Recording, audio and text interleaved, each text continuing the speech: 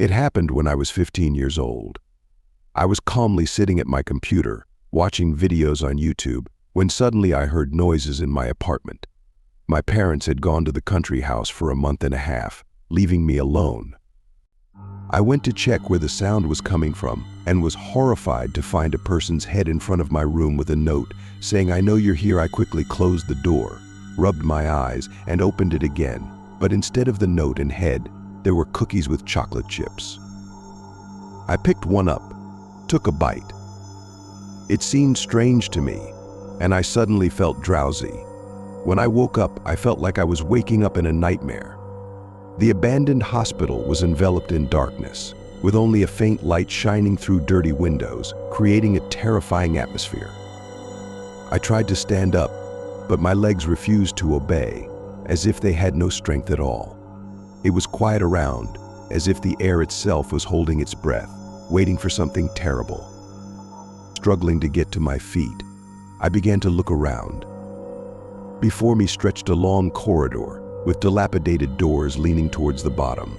Each door looked like it led to a world of nightmares and horror. I decisively moved forward, trying to suppress the fear that was twisting my heart. As I passed by the doors, I heard rustles and whispers, as if invisible eyes were watching me from behind. The feeling of being watched grew stronger. At some point, I thought I saw a shadow flicker in one of the doorways, but when I turned around, there was no one there. Passing by one of the doors, I noticed a faint light coming from under it. My curiosity got the better of me, and I decided to take a look inside. Carefully opening the door, I saw a room illuminated by the dim light of a small lamp. On the floor was a table, on which stood a candle, the light of which seemed warm and cozy compared to the rest of the hospital. Approaching closer, I noticed some papers on the table. They looked old and tattered, as if they had been lying there for many years. I picked up one of the papers and began to read. It was written in something illegible. The words seemed to be scratched on the paper, as if someone had written them in the dark, without light. The words seemed filled with fear and hopelessness, as if the author was on the brink of madness. Suddenly, the candle went out, and the room plunged into darkness. I looked back in fear and saw that the door through which I had come had disappeared. My only hope of escape from this nightmare was meaningless. I was alone, in the dark, in the abandoned hospital, not knowing what would happen next. And then I heard footsteps. Heavy, slow footsteps approaching me from the darkness of the corridor. My heart stopped. I couldn't move, couldn't even flinch. The footsteps grew louder, closer, and then, out of the darkness, emerged a figure. A figure of a tall man, shrouded in shadow, his face hidden in darkness. "Who are you?" I whispered, although I didn't expect an answer. But the figure only came closer, its contours becoming clearer, and I saw that it was my father. He stood before me, but his eyes were empty, lifeless. He slowly raised his hand and pointed at me, as if accusing me of something. I couldn't understand what was happening. "Dad, what's wrong with you? What's happening here?" I shouted, but my father just continued to stare at me silently. Suddenly, I noticed that his legs were wrapped in something black, as if he was standing on strange roots or vines.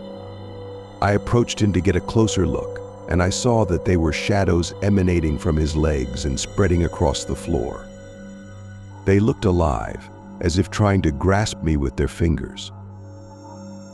Then the candle in the room lit up again, and I realized that it was just a hallucination caused by stress and fear. But the fear didn't leave me.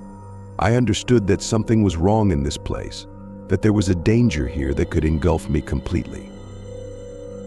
Deciding that it would be best to find a way out of this abandoned hospital, I headed deeper into the corridor, ignoring the rustles and whispers behind me. Every step was a trial for me, as if this floor was imbued with fear that slowly, but surely penetrated me. After several turns, I came across a door that looked like the only way out of this nightmare.